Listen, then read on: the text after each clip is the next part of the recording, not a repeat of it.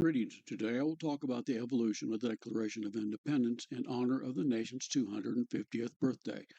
On June the 7th, 1776, Richard Henry Lee introduced a resolution for the Declaration of Independence that helped lead to the Declaration of Independence being approved almost a month later.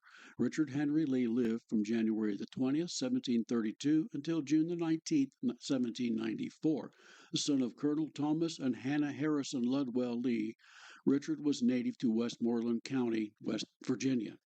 The Lee family served as military officers and diplomats, which provided the growing boy with a template for his later political life.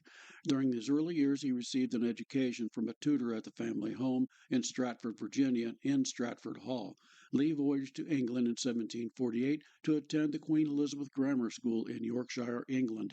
After finishing school, he toured Europe and then returned to Virginia in 1753 to help his brother settle his parents' estate, who had died in 1770. He received appointment as Justice of the Peace in 1757 and gained election to the Virginia House of Burgesses the next year. At this legislature, he met Patrick Henry. During the turbulent years of the Stamp Act of 1765, he became an early supporter of independence for the colonies. He was one of the originators of the Committees of Correspondence in Virginia and receives credit for writing the Westmoreland Resolution in 1766. He attended the First Continental Congress and later the Second Continental Congress. On June the 7th, 1776, he introduced a resolution that helped lead to the Declaration of Independence about a month later. Text of the resolution reads that these united colonies are and of right ought to be free and independent states, that they are absolved from all allegiance to the British Crown, and that all political connection between them and the state of Great Britain is and ought to be totally dissolved. The measures that should be immediately taken for procuring the assistance of foreign powers and if a confederation be formed to bind the colonies more closely together. Unquote. On June the 11th, 1776, the delegates of the Second Continental Congress appointed a committee of 5 to draft the Declaration of Independence. The committee included Thomas Jefferson, John Adams, Benjamin Franklin, Roger Sherman, Robert R. Livingston. On June the 28th, 1776, the committee submitted the Declaration of Independence draft. As the Battle of Sullivan's Islands raged in South Carolina, another important development took place in Philadelphia. Thomas Jefferson had finished the initial drafts of a document that would become the most important document in the history of the emerging United States and presented it to the committee in charge of drafting it. The Gang of Five committee finished their first draft of the Declaration.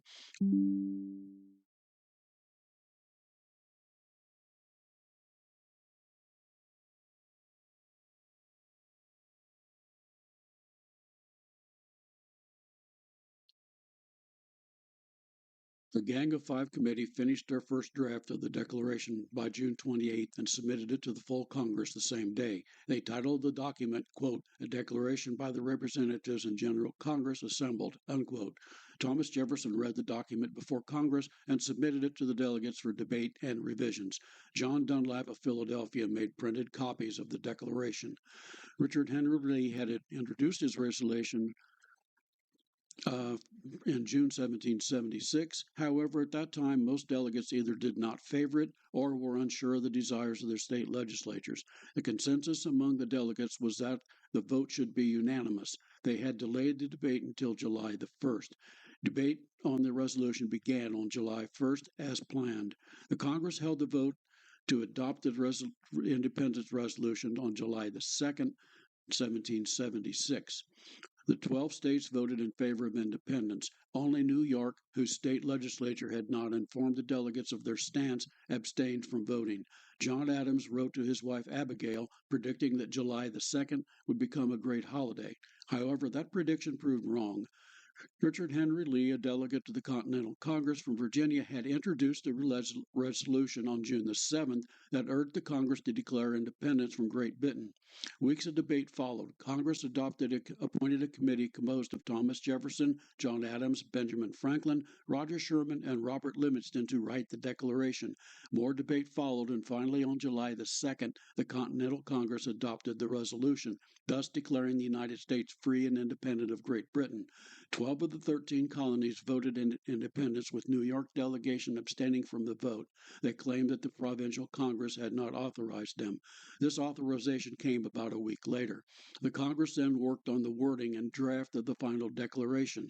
Congress approved the final draft for the declaration on July the 4th, 1776, and sent the document to printers for publication. Thus, July 4th is regarded as the nation's birthday. After the delegates signed the approved Declaration of Independence, the Congress sent the document to John Dunlap's print shop on the corner of 2nd and Market Street. Dunlap spent all night setting the print and running off copies. He printed approximately 200 copies.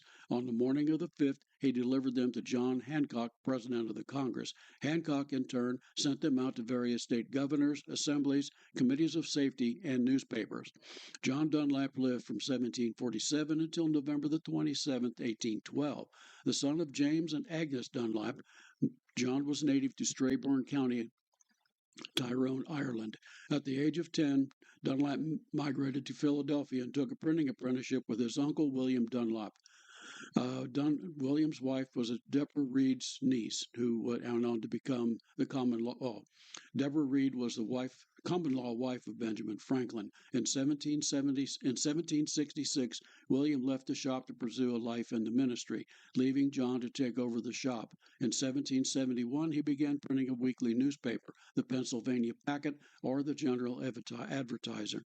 John and Elizabeth Hayes Ellison married in 1773. The couple would have 7 children. He enlisted as an officer in the 1st Troop of Philadelphia City Cavalry when it was organized in 1774 as an officer. In 1776, he signed contracts with the Philadelphia Assembly and the Continental Congress, making him the official printer of both bodies. On August the 2nd, 1776, the Congress engrossed the Declaration of Independence. Engrossing is the act of preparing a document for signing. The engrosser did this by copying the text of the document in large, clear handwriting on new paper. The document that was passed by Congress on July the 4th, 1776, was not the same physical document that the delegates began signing on August the 2nd, 1776. On July the 19th, the Congress had decreed that the document be engrossed with the title, quote, "The Unanimous Declaration of the 13 United States of America," unquote.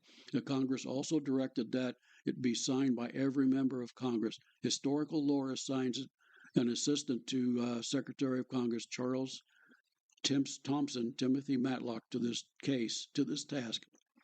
He copied the declaration onto a sheet of parchment that was 24 1/4 by 29 1/4 inches in size. He would have used a quill pen and probably ink made from iron gall mix blended with charcoal.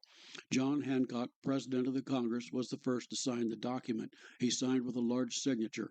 Others followed. Not everyone signed the document that day.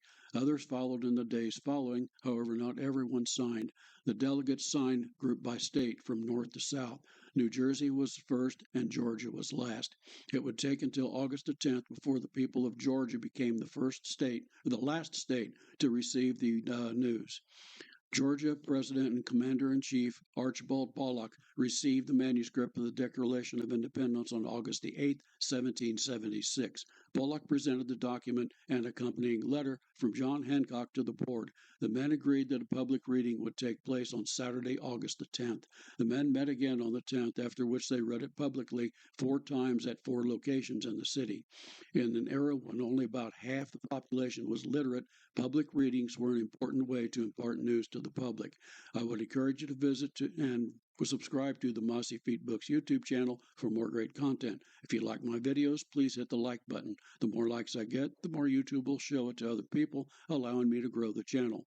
I also invite you to visit my website, www.mossyfeetbooks.com. There you will find sample chapters, podcasts, a slew of content, and links to where you can buy my books. While visiting the website, you can subscribe to it and receive email notifications when I publish a new book or other content like this video and podcast. If you like what I'm doing, please purchase a book. It helps fund